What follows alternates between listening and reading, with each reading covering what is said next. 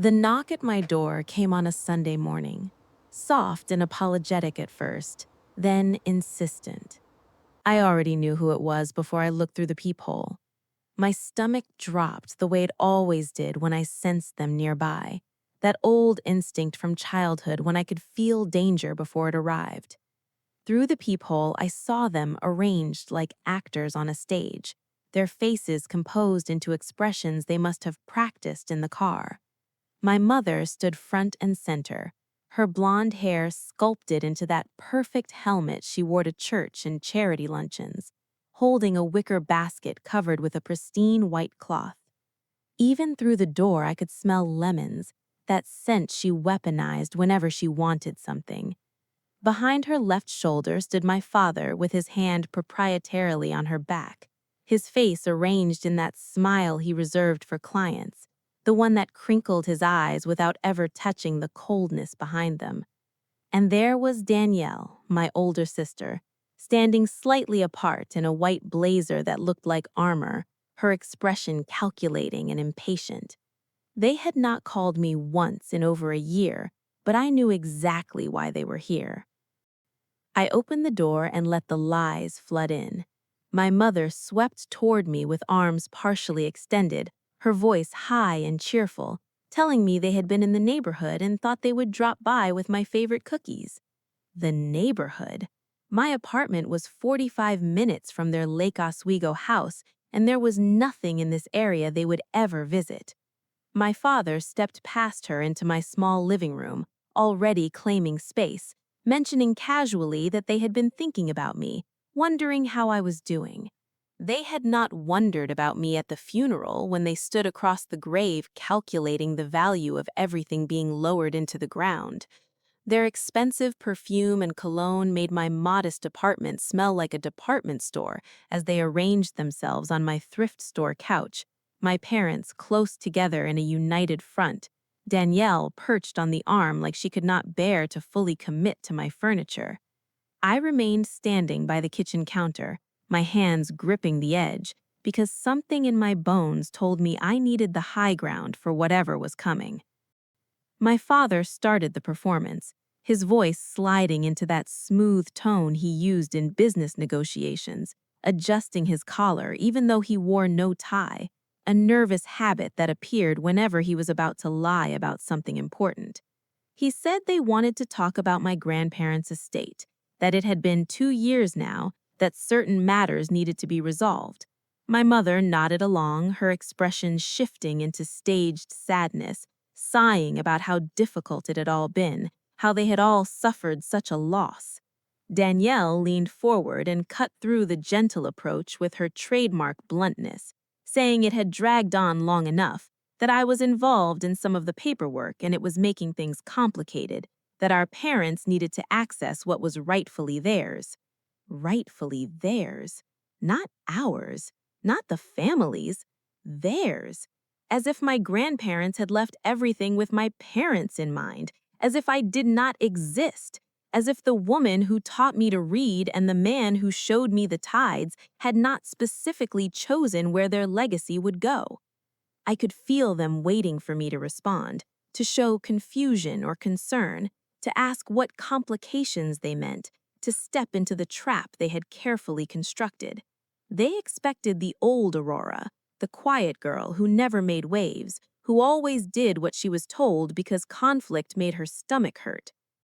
My mother continued her gentle assault, her voice dropping into that confidential tone she used when pretending to do you a favor. She said the estate was still in a kind of limbo, that having my name attached to various documents was creating a burden for me, that she and my father just wanted to take that weight off my shoulders. A burden? They called my inheritance a burden? Called the beach house where I had spent every summer of my childhood a burden? Called the legacy of two people who had chosen marine conservation over profit a burden that needed to be lifted from my inadequate shoulders? My father produced a manila envelope from beside him, holding it like an offering, his smile growing strained.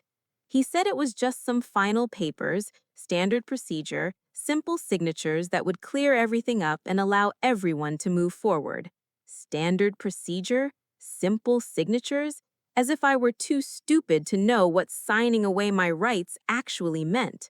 The lemon cookies sat on my counter, their sweet chemical smell filling my apartment, and I thought about all the times my mother had used food as a weapon, withholding dessert when she disappointed me, or showing up with elaborate meals when she wanted something. I walked slowly to the bookshelf and pulled out my grandfather's leather journal, the one he had kept for 40 years. The leather was soft and worn, darkened by his hands, and it smelled like salt air and pipe tobacco. I held it against my chest like a shield, feeling the weight of his words inside. My father's eyes tracked the journal with confusion, probably wondering why I was holding some old book instead of asking where to sign, and I saw my mother exchange a glance with Danielle that clearly communicated their shared impatience. They truly believed I had not changed, that I was still the girl who cried when they yelled, who apologized for taking up space, who signed whatever they put in front of her because she was desperate for even the smallest crumb of their approval. But I had learned something in the 2 years since my grandparents died, something they had tried to teach me my whole life, but I had been too young and desperate for my parents' love to understand. Power does not always announce itself with noise, and sometimes the strongest move is the quiet one nobody sees coming. I looked directly at my father, at the manila envelope in his hands, at the expectant expression that said he already considered this done. My voice came out steady and clear when I told them it was already done, that the papers were already signed and finalized. The words landed like stones dropped into still water, and I watched the ripples spread across their faces. My mother's practiced smile flickered and died, confusion replacing the fake warmth. My father's brow furrowed as his mind tried to catch up, tried to make sense of what I had just said. Danielle's expression shifted from boredom to sharp attention, her eyes narrowing as she leaned forward, and her voice came out hard when she demanded to know what I meant, what was already done. I did not answer right away. I let the silence stretch between us, let them sit in their confusion, while the truth began to dawn slowly. My name is Arona Lane. I am 26 years old, and I am an environmental lawyer who just told my family the one thing they never expected to hear. They had come here expecting to manipulate a child, but they were sitting across from someone who had already beaten them at a game they didn't even know was being played. Danielle tried a different approach, her voice dropping into a reasonable register that sounded eerily like our father's manipulation voice. She said I was young and idealistic, that I did not understand how much money $3 million actually was, that the foundation would be an administrative nightmare I was not equipped to handle. She said we could work something out, that the family could still benefit, while also honoring my grandparents' environmental interests, that there was room for compromise if I was willing to be reasonable. I looked at this woman who had received everything growing up, while I got the leftovers of my parents' attention, and I saw her clearly for the first time. She was not smarter than me, not better than me, not more deserving of love. She was just more willing to play the games our parents had taught us, more comfortable with manipulation, more practiced at pretending emotions she did not feel. I told her there was no compromise possible, that the foundation was established and operating, that it was done.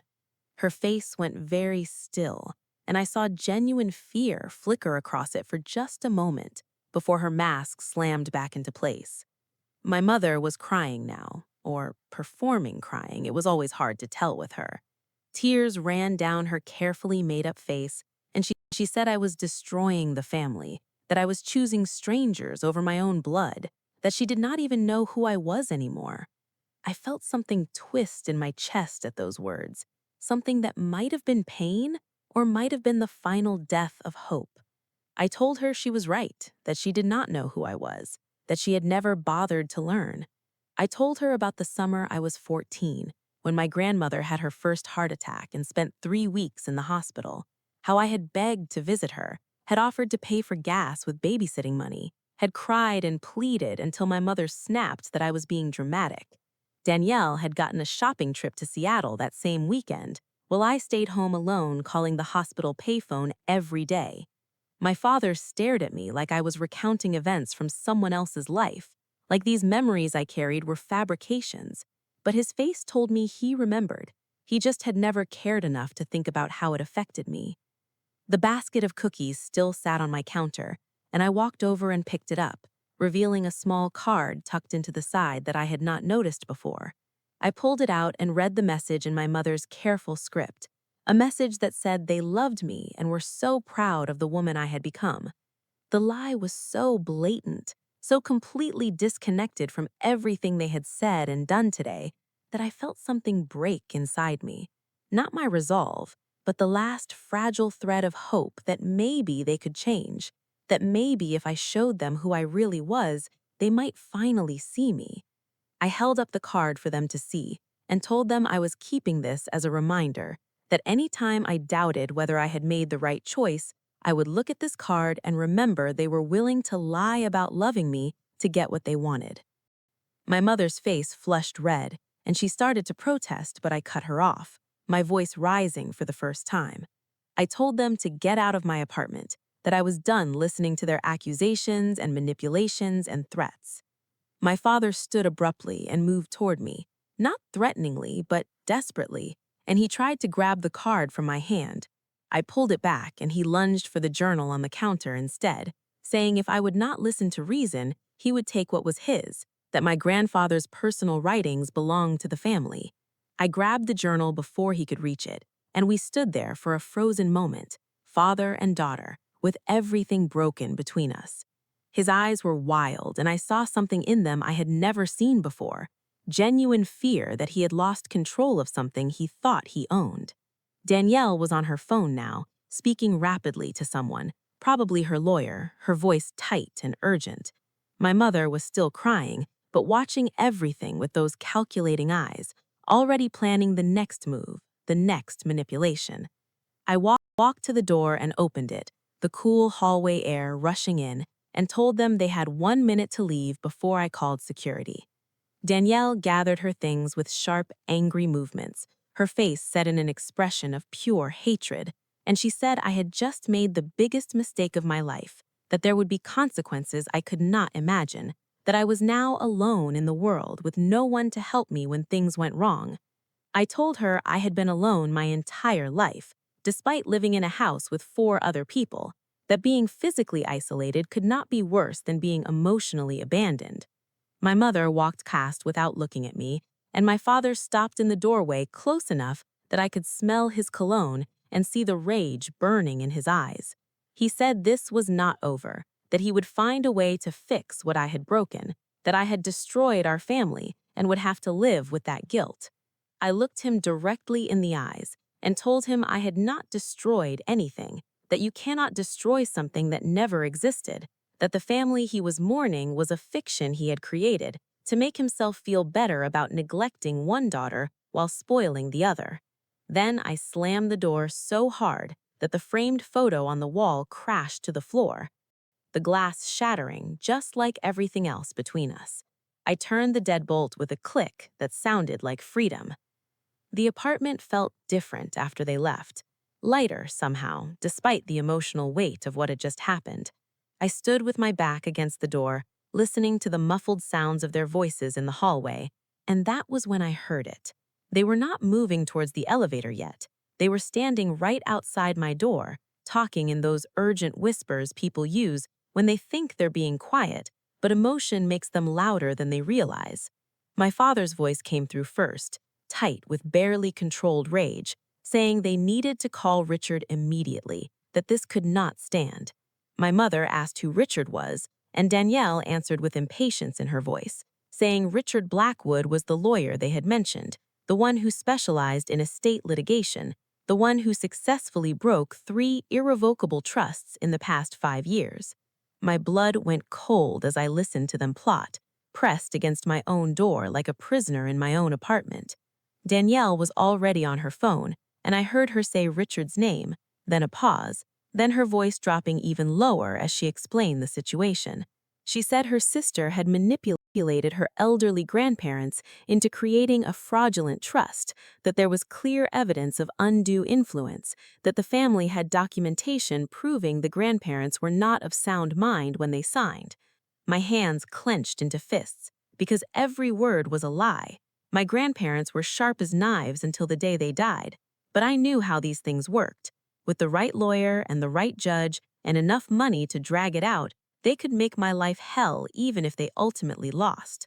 My father was saying something about finding the original will, about proving that the codicil was forged, about how no court would believe a 24-year-old girl over established professionals with decades of credibility.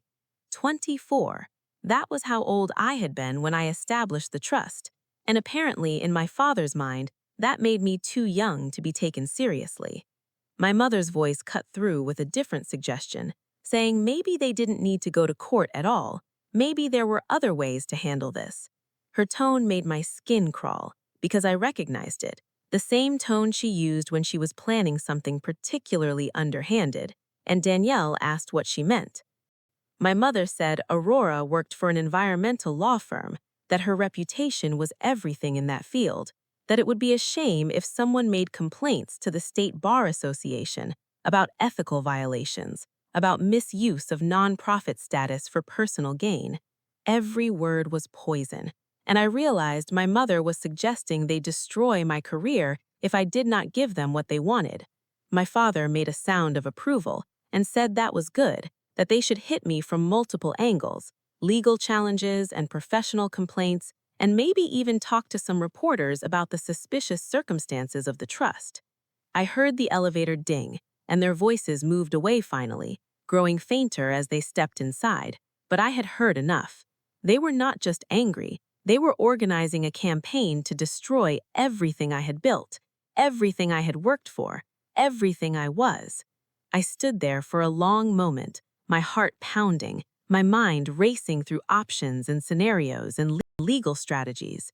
Then I pulled out my phone and called Nina Castellano, the estate attorney I had worked with to set up the trust. She answered on the second ring, and I told her everything about the ambush, about the confrontation, about what I just heard in the hallway. Nina was quiet for a moment, and then she said we needed to meet tomorrow morning, that we needed to prepare for what was coming, that Richard Blackwood was exactly as dangerous as my family thought he was. She told me not to panic, that the trust documents were solid, that we had done everything correctly, but she also said we needed to be ready for a fight because Richard did not take cases he thought he would lose.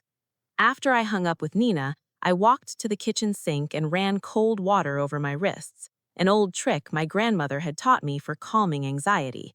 The basket of cookies still sat on the counter, and I picked it up, feeling the weight of it, and I walked it directly to the trash bin.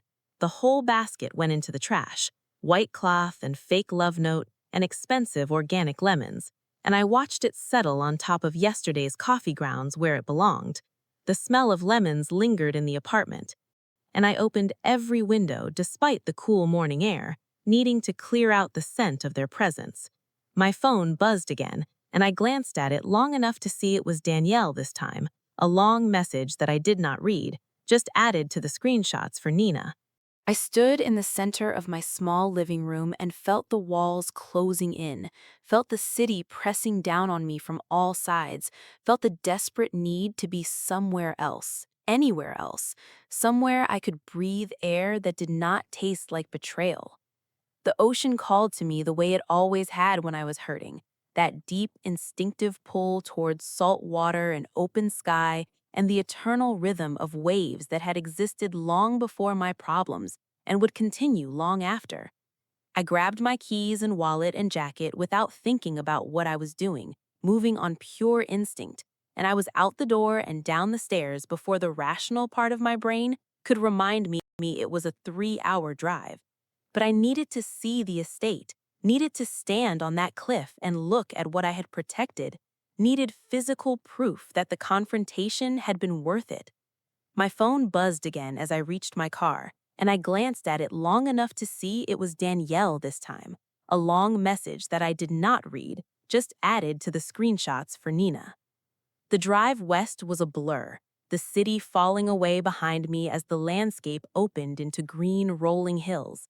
I had made this drive hundreds of times over my life, and the highway knew the way even when my mind was somewhere else, replaying the hallway conversation, planning legal strategies, worrying about what Richard Blackwood might find or fabricate or twist into something damaging. Each mile felt like shedding a layer of skin, leaving behind the version of myself who had stood in that apartment defending her choices, revealing the raw, vulnerable person underneath who just wanted to believe she had done the right thing.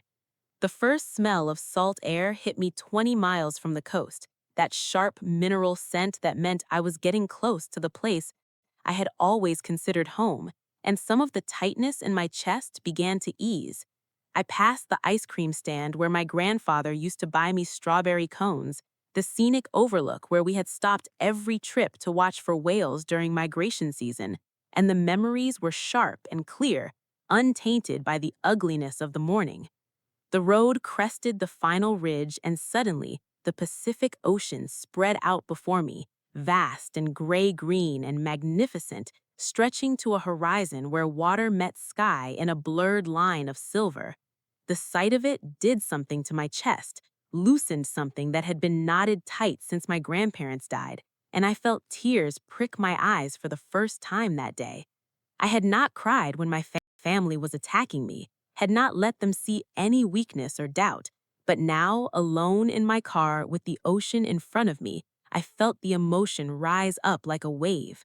I pulled off at the familiar turn, the gravel road that wound down through shore pines, and there it was. The house stood exactly as it always had, gray, weathered cedar that blended with the coastal fog, windows facing west to catch the sunset, the stone chimney my grandfather had built rising against the sky.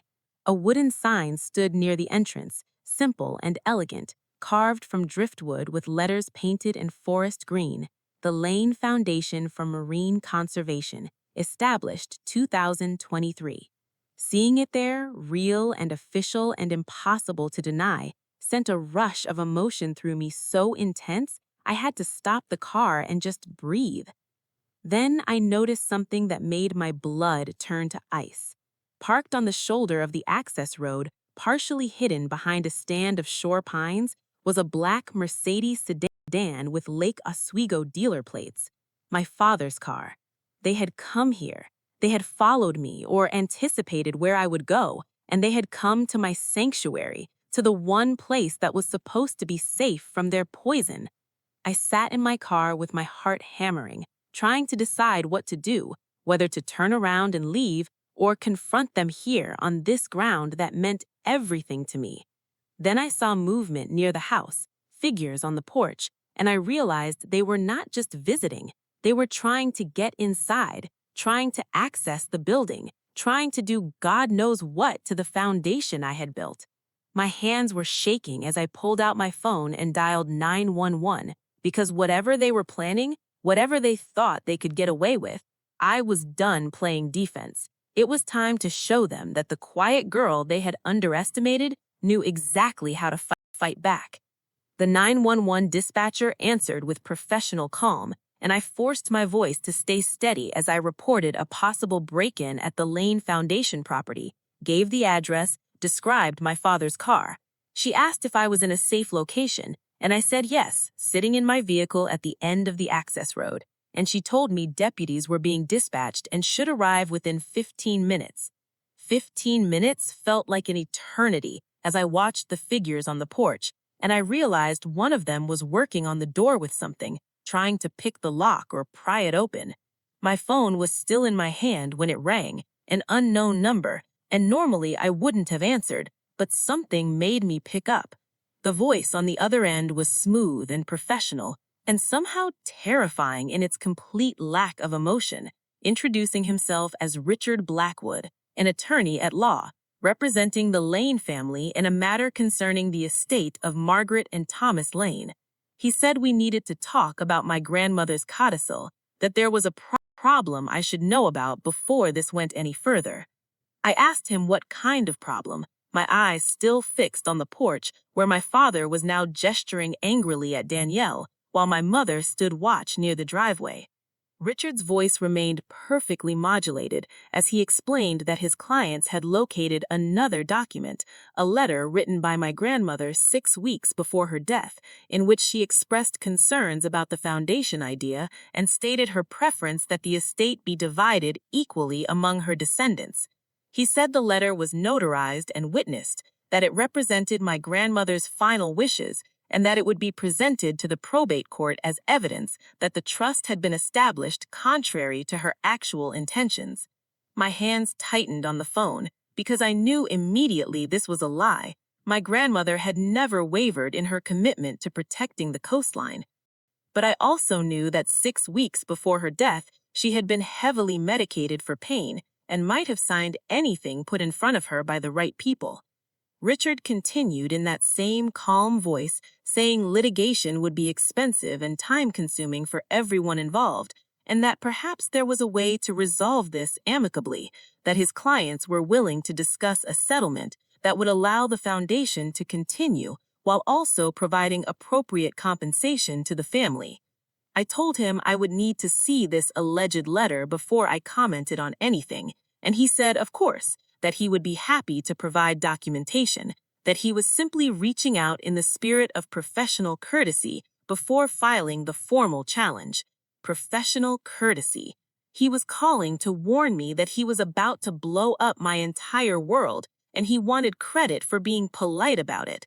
I asked him if his clients had mentioned that they were currently attempting to break into the foundation property, and he paused for just a fraction of a second, the first crack in his professional facade, and said he had no knowledge of any such activity.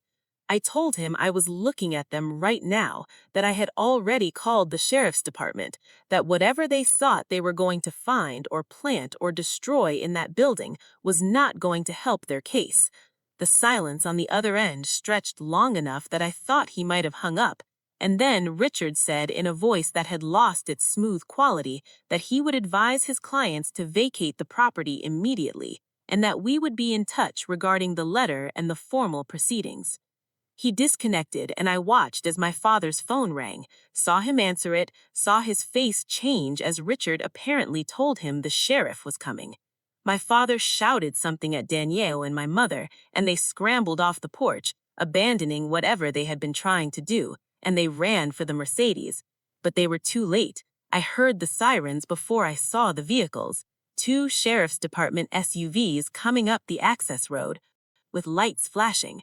My father froze halfway to his car, clearly calculating whether he could make it out before they blocked the road, and I saw the moment he realized he was trapped. The SUVs pulled to a stop, and 2 deputies got out, hands resting casually on their belts, and one of them called out asking if anyone wanted to explain what was going on here. I got out of my own car and walked toward them, pulling out my ID and the foundation documentation I kept in my glove box for exactly this kind of situation, and I explained to the deputies that I was the director of the Lane Foundation, that this was foundation property, and that these individuals had been attempting to gain unauthorized access to the building. My father tried to interrupt, his voice taking on that reasonable tone he used so well, saying this was all a misunderstanding, that this was family property and there had been some confusion about access rights. The deputy looked at my documentation, looked at my father, and asked if he had any paperwork showing he had authority to enter the building. My father opened his mouth and closed it again, because of course he had nothing, and Danielle stepped forward with her lawyer voice activated. She said their attorney, Richard Blackwood, would be contacting the sheriff's department about this situation, that there were serious questions about the legal status of this property, and that they had every right to inspect what had been their grandparents' home. The deputy was unimpressed and said that regardless of any legal disputes, without documentation showing current authority, this is still trespassing on posted private property. He asked if I wanted to press charges, and I felt my family's eyes on me, waiting to see if I would really go through with it, if I would really call the law down on my own blood. I looked at my father standing there in his expensive casual clothes, at my mother with her perfect hair now disheveled from scrambling off the porch, at Danielle in her white blazer that had dirt on one sleeve from where she must have been trying to pry at the door. I thought about the letter Richard had mentioned, the forged or coerced document they were planning to use against me, and I thought about what my grandmother would want me to do in this moment. She had been the kindest person I knew, but she had also been fierce in protecting what mattered, had stood in front of bulldozers and testified against developers, and never once backed down when she knew she was right. I told the deputy, yes, I wanted to press charges for attempted breaking and entering, for trespassing, and for any damage they had done to the door or property. My mother made a sound like a wounded animal, and my father's face went from red to purple, and Danielle actually took a step toward me before the deputy moved between us and suggested she might want to rethink that decision. The next hour was surreal in its bureaucratic ordality. The deputies took statements, photographed the damage to the door where someone had used a pry bar on the lock, called for additional units to process the scene. My family was not arrested, not yet, but they were detained and questioned, and clearly rattled by how quickly this had escalated. I gave my statement clearly and calmly, explained about the confrontation at my apartment that morning, about the overheard conversation in the hallway regarding Richard Blackwood, about the threatening text message from my father. The deputy taking my statement asked if I had copies of the texts, and I showed him everything, watched him photograph the screens with his phone. My father was shouting now about harassment and false accusations, saying his daughter was mentally unstable and this was all part of some delusion, and the deputy suggested he might want to remain silent until he could speak with his attorney. Throughout all of this, my mother said nothing, just stood by the car looking smaller and older than I had ever seen her, and I felt a moment of something that might have been pity before I remembered her voice in the hallway, suggesting they'd destroy my career. Finally, the deputy said my family was free to go, but that the case would be forwarded to the district attorney for review of possible charges, that they should expect to be contacted regarding the incident, that they needed to stay away from the property. My father got in his Mercedes without looking at me, and Danielle followed, but my mother stopped and turned back. And for a moment, I thought she might apologize or try to explain or say something that would make this hurt less. Instead, she said I had become someone she did not recognize, someone cruel and vindictive, someone who would set the police on her own family. She said my grandparents would be ashamed of what I had become, and then she got in the car and they drove away, leaving me standing in front of the house with 2 sheriff deputies and a door that would need repair. One of the deputies, an older man with kind eyes, asked if I was okay, and I realized I was shaking.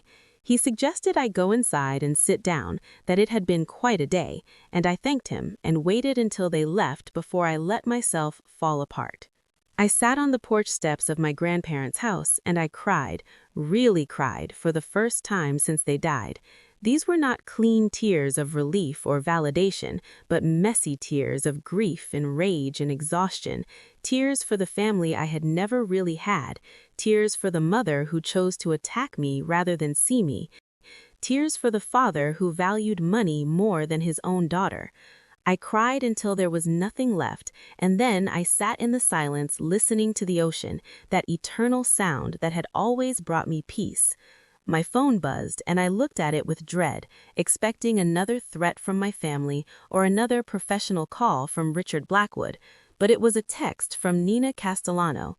She had heard from Richard, she said, and we needed to talk about this letter immediately. She said it smelled like forgery, but proving it would be difficult, that we needed to get ahead of this before Richard filed his challenge.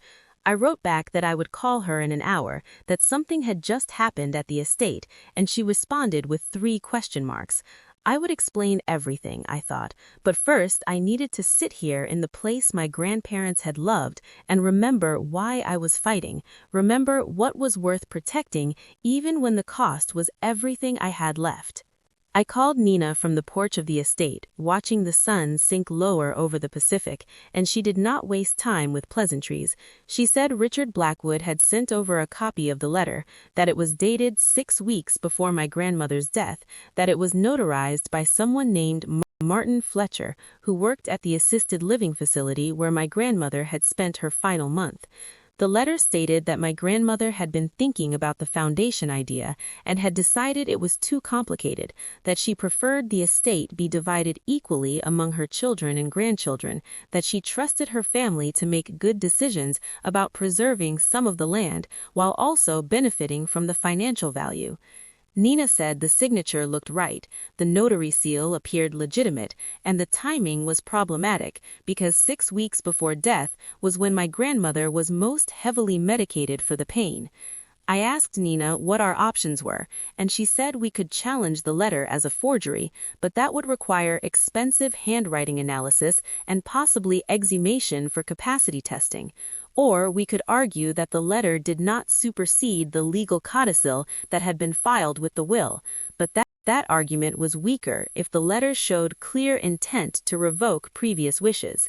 I sat there listening to Nina lay out the legal landscape, and I felt that old familiar fear creeping in, the fear that maybe I had made a terrible mistake, that maybe I should have just let my family have what they wanted, that fighting this battle was going to cost more than I could afford in every possible way. Then Nina said something that changed everything. She said she had already started investigating Martin Fletcher, the notary, and that he no longer worked at the assisted living facility, actually had been terminated 2 months after my grandmother's death for falsifying documents. Her voice went tight as she continued, urgent now. Aurora, if that letter is real, we have 48 hours before Richard files his challenge. If it is fake, we need proof now. She said she had a call-in to the facility's legal department and expected to hear back tomorrow, but this is exactly the kind of red flag that could unravel Richard's entire case. I felt hope flare in my chest and asked what we needed to do next, and Nina said we needed to get ahead of this, needed to file our own motion to validate the trust before Richard could file his challenge, needed to get the strongest possible judge assigned to the case. She said she would start drafting papers tonight, and we would file first thing Monday morning, that the element of surprise was our best weapon. After I hung up with Nina, I sat in the growing darkness and thought about my grandmother, about those final weeks when the cancer had finally won and the morphine had made her float in and out of consciousness. I had been there almost every day, had held her hand and read to her and watched her sleep, and I knew with absolute certainty that she had never written any letter changing her mind about the foundation. My father had visited exactly once during that month, had stayed for 10 minutes, and had spent the entire time on his phone conducting business. If someone had brought my grandmother a letter to sign, if Martin Fletcher had held a pen to her hand and guided her signature while she was too drugged to understand what was happening, no one would have noticed because no one had been paying attention except me. The rage that rose in me was different from anything I had felt before, cleaner and colder and more focused, because this was not just about money or property or even family dysfunction. This was about someone violating my grandmother in her most vulnerable moment, using her dying body as a tool to steal what she had worked her entire life to protect. I let myself into the house using my key and turned on the lights, the familiar space welcoming me home. Everything smelled of cedar and salt and that faint lingering scent of my grandmother's wood polish, and I walked through the rooms seeing how they had been adapted for the foundation's work. The dining table was covered with marine charts and research papers, the bookshelves filled with conservation textbooks, and in the small office that had been my grandmother's bedroom, I found the files I needed. Grant applications, scholarship documents, quarterly reports showing how the foundation was already making a difference. I pulled out the folder labeled Scholarship Recipients and found Sarah Jenkins' application on top, and I read her brief personal statement about growing up in a fishing community, about being the first in her family to attend college, about her dream of studying the ocean she had loved her entire life. Her handwritten thank you note was clipped to the application, just 1 page with words that cut straight to the heart. The scholarship had changed everything, and she would spend her life making the foundation proud. This was what my family wanted to destroy, I thought. This 19-year-old girl whose future depended on what I was fighting for, and hundreds more like her who would follow. She pulled out her laptop and showed me files I had not known existed, detailed records of every grant distributed, photographs of restoration work being done on the property, testimonials from university partners about the value of the research being conducted, financial statements showing that the foundation was being run with absolute transparency and zero evidence of personal benefit to me or anyone else. Sarah said the board of directors, which I had barely interacted with since I was not officially a member to avoid conflicts of interest, had been very aware that legal challenges might come, and they had been preparing a defense strategy for months. She showed me letters they had drafted to be sent to the judge if and when a challenge was filed. Letters from prominent marine biologists and environmental organizations testifying to the foundation's importance and legitimacy. I stared at all of this documentation and realized I had not been fighting alone, that the foundation I had created had taken on a life of its own, had become something bigger than me or my family or any individual person.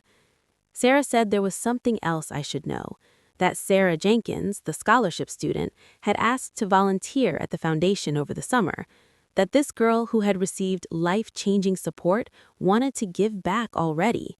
She pulled up a photo on her phone showing a young woman with dark hair standing on the cliff path, wearing practical rain gear and muddy boots, holding a clipboard and laughing at something off camera. She looked exactly like I had at her age, that same expression of absolute joy that came from being exactly where you belonged. Sarah Chen said the girl reminded her of someone, and she had realized it was me, that Sarah Jenkins had the same passion for the ocean that my grandparents had cultivated in me, and that was the whole point of everything we were doing. I looked at that photograph and felt something settle in my chest, a certainty that no forged letter and no expensive lawyer could shake. This was worth fighting for, these students and this research and this coastline, and I would fight with everything I had. We were still looking at the laptop when headlights swept across the windows, and Sarah Chen and I both froze. It was past 9 o'clock at night. There was no reason for anyone to be driving up to the estate, and my first thought was that my family had come back, despite the sheriff's warning. I walked to the window and looked out, expecting to see my father's Mercedes, but the vehicle that pulled to a stop in the driveway was a black Range Rover I did not recognize.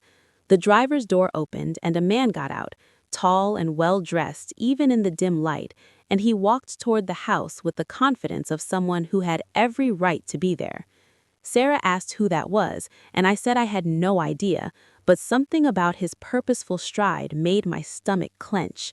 He climbed the porch steps and knocked on the door, not aggressive but firm, and I debated not answering before deciding I would rather face whatever this was than wonder about it all night.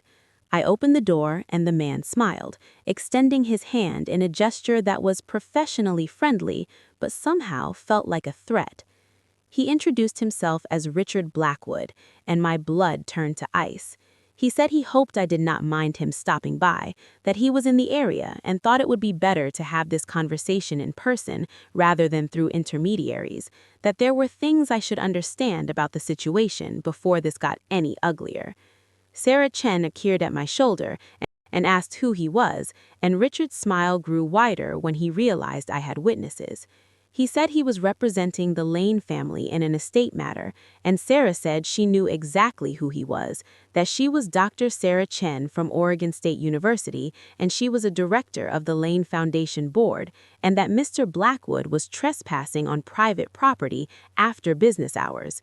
Richard's smile finally faltered, and he said he was simply trying to have a civilized conversation, but Sarah was already pulling out her phone and saying she was calling the sheriff's department to report a second trespassing incident in one day. Richard held up his hands and took a step back, saying that would not be necessary, that he would leave, but he wanted me to know that the letter was real and the challenge was coming, and I should think very carefully about whether I wanted to put the foundation through a protracted legal battle that could damage its reputation permanently. Then he walked back to his Range Rover and drove away, leaving Sarah and me standing on the porch in the darkness. Sarah looked at me and said that man was dangerous in a way that had nothing to do with the law, that he was the kind of person who would burn everything down just to win, and that we needed to be very careful about what came next. I nodded, still watching the taillights disappear down the access road, and I realized the fight was just beginning. My phone buzzed one more time, and I looked at it expecting another threat or warning, but it was a text from an unknown number.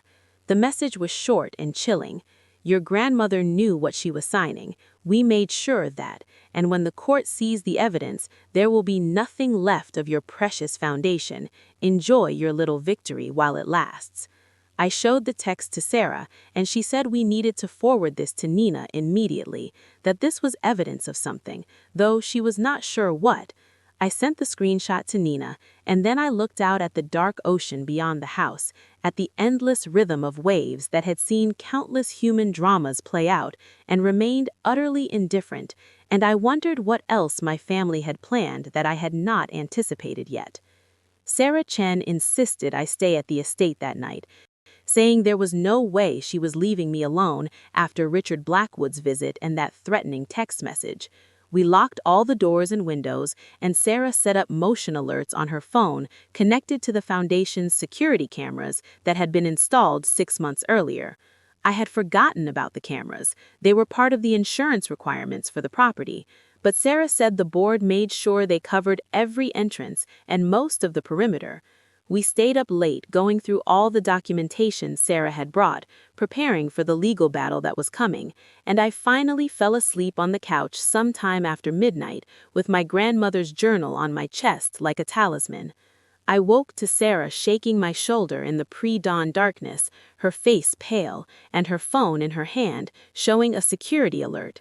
The cameras had detected motion at the back of the house, near the storage shed, where the foundation kept research equipment, and Sarah pulled up the live feed showing three figures moving in the darkness with flashlights. My family had come back. At 4 o'clock in the morning, they had returned to the estate, and this time they weren't trying to get in the house. They were doing something near the shed.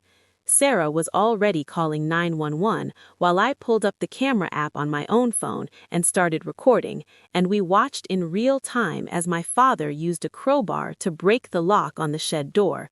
Danielle was holding a flashlight, and my mother was standing watch near the driveway, and they clearly thought they were being careful and quiet and smart. What they didn't know was that every second was being captured in high definition with timestamps and metadata, and that the sheriff's department was already on the way. I watched my father disappear into the shed and emerge with something in his hands, a cardboard box that he carried to their car. Danielle went in next and came out with research equipment, expensive microscopes and water testing gear that belonged to the university partnership. They were stealing from the foundation, or more likely they were planning to plant something incriminating in that shed and then claim to have found evidence of fraud or mismanagement. The sheriff's vehicles arrived with lights but no sirens, having been advised by dispatch that suspects were actively on scene, and my family was caught in the act with stolen equipment in their hands and the broken shed door as evidence. I watched through the window as deputies ordered them to put down what they were carrying and put their hands up, watched my father's face cycle through emotions as he realized this was not going to be something Richard Blackwood could lawyer away. Sarah and I went outside as the deputies were putting my family in handcuffs, reading them their rights for burglary and theft and destruction of property, and my mother was crying those same performative tears, while my father kept saying this was all a mistake, that this was family property and there had been a misunderstanding. The deputy who had responded to yesterday's call recognized me and asked if I could identify the suspects, and I said yes, those were my parents and my sister, and yes, I wanted to press full charges for everything they had done. Danielle looked at me with pure hatred in her eyes and said I would regret this, that they would destroy me, that the foundation would be exposed as the fraud it was, and I would end up in prison myself. The deputy told her to be quiet and guided her toward one of the vehicles, and I watched as all three of them were loaded into the back of sheriff's SUVs like common criminals. My mother was still crying and calling my name, saying I could not do this to my own family, saying I was sick and needed help, saying she was sorry and could we please just talk about this. My father said nothing, just stared at me through the window with eyes full of rage and something that might have been fear, and I stared back without flinching. The deputies asked if Sarah and I would come to the station later that morning to give formal statements, and we agreed, and then they drove away with my family in custody and the eastern sky just starting to lighten with the first hint of dawn. Sarah put her hand on my shoulder and asked if I was okay, and I said honestly I did not know, that I felt numb and relieved and terrified all at once. She said what I was feeling was probably justice, that it rarely felt as satisfying as people expected, but that did not make it wrong.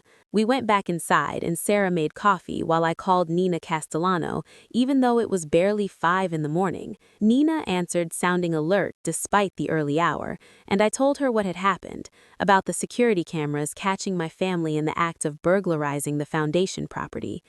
Nina was quiet for a long moment, and then she said this changed everything, that Richard Blackwood's challenge was going to evaporate the moment he found out his clients were facing criminal charges, that no judge would look favorably on an estate claim brought by people who had just been arrested for stealing from the very foundation they were challenging. She said she would call Richard as soon as his office opened and strongly suggest he withdraw the challenge before this got any messier, and that she would also be forwarding the threatening text message to the district attorney as evidence of conspiracy and intimidation. I asked what would happen to my family, and Nina said honestly they were looking at serious charges, that burglary and theft from a nonprofit could result in prison time, that at minimum they would be tied up in criminal proceedings for months or years. The rest of that morning moved in a strange blur of official procedures and paperwork.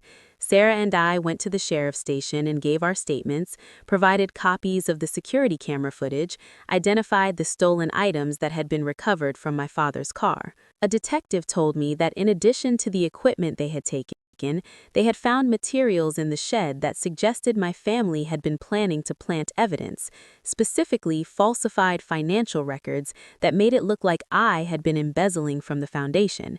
The detective said if they had succeeded in planting that evidence and then called in an anonymous tip, it could have triggered an investigation that would have destroyed the foundation's credibility, even if I was ultimately cleared. I felt sick realizing how close they had come to succeeding, how if Sarah had not been there, if the cameras had not been working, if I had been sleeping more soundly, they might have pulled it off.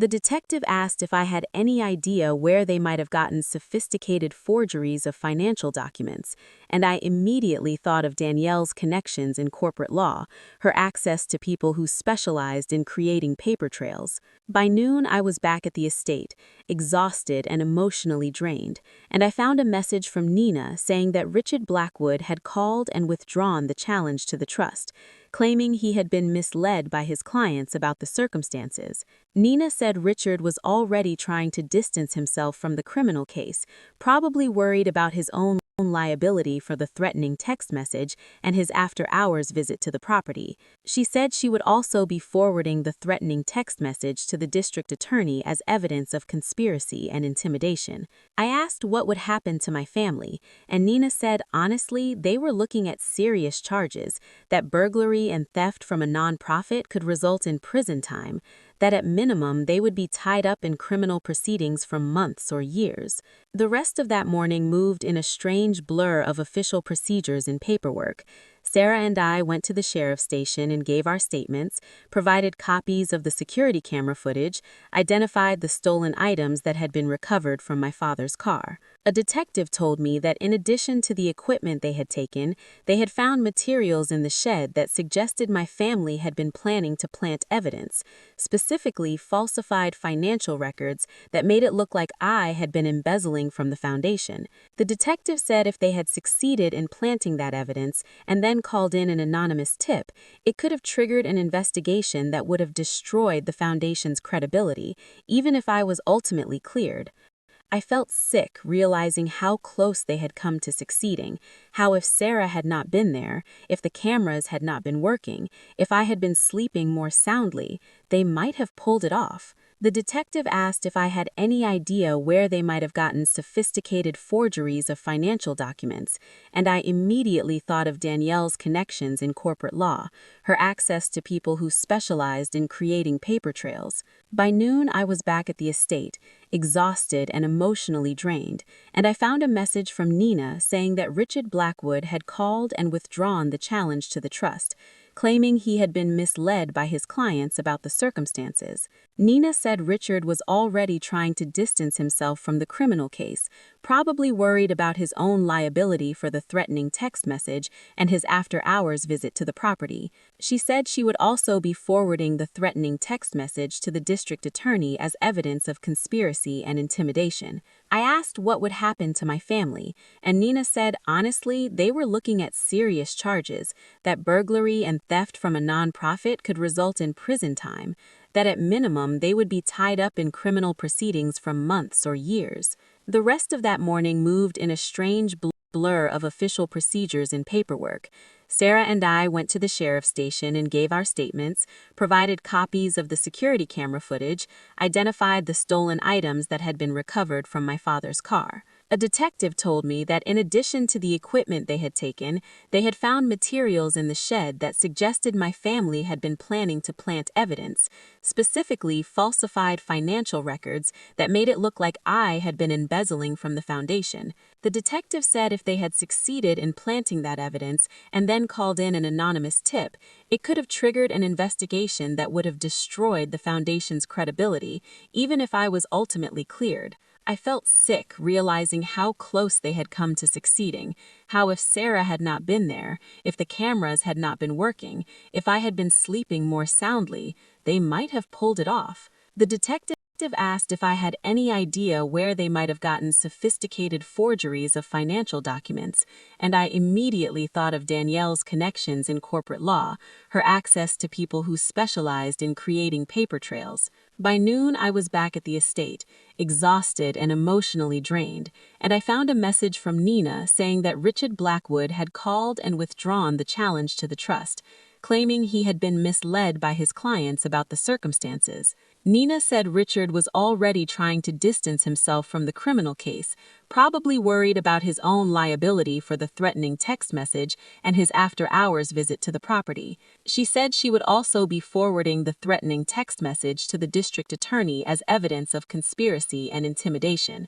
I asked what would happen to my family, and Nina said honestly they were looking at serious charges, that burglary and theft from a nonprofit could result in prison time, that at minimum they would be tied up in criminal proceedings for months or years. The rest of that morning moved in a strange blur of official procedures and paperwork.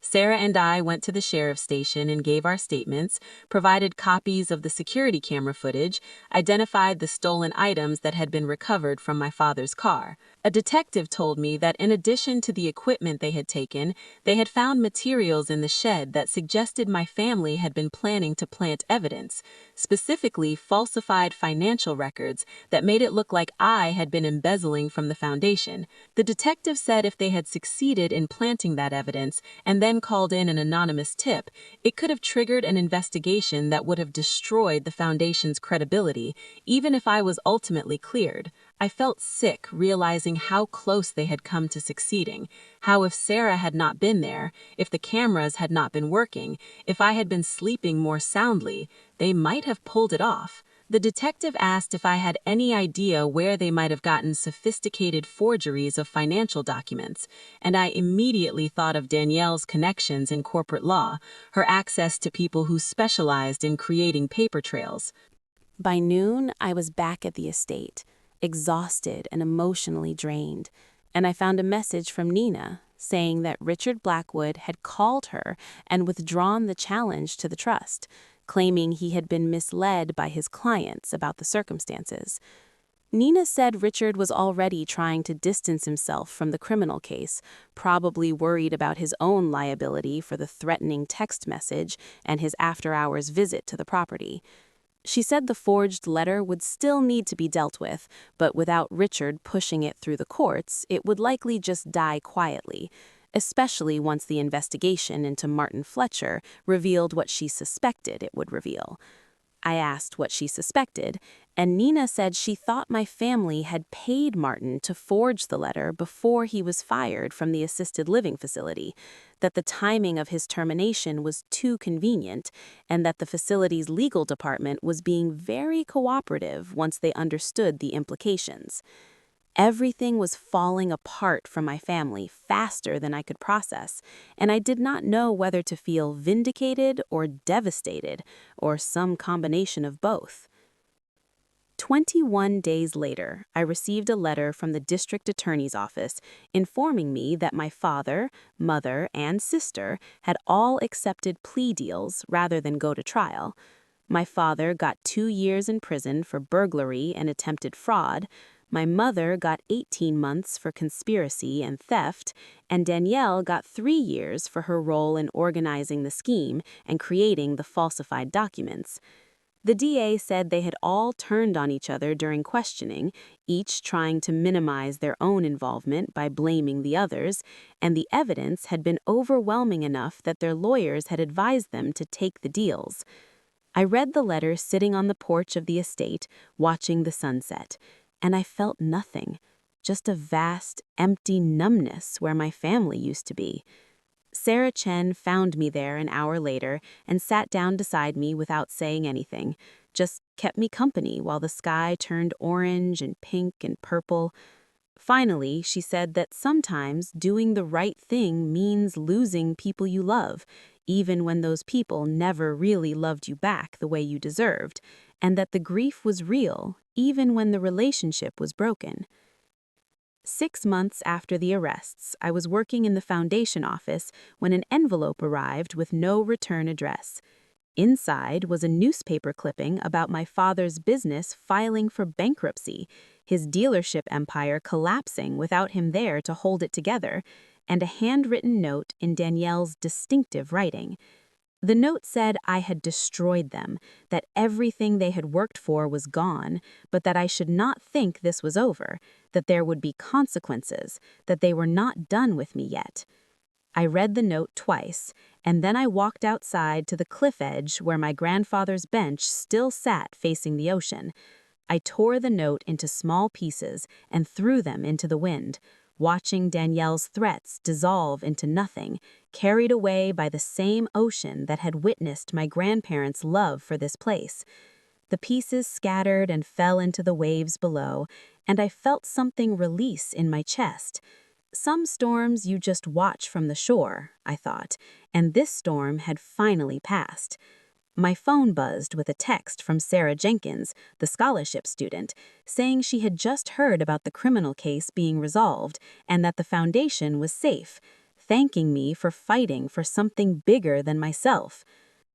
I looked out at the Pacific stretching to the horizon, that same view my grandparents had looked at for 40 years, and I thought about legacy and sacrifice and the cost of protecting what matters. My family was gone, scattered to prisons and bankruptcy and hatred, but the foundation was thriving.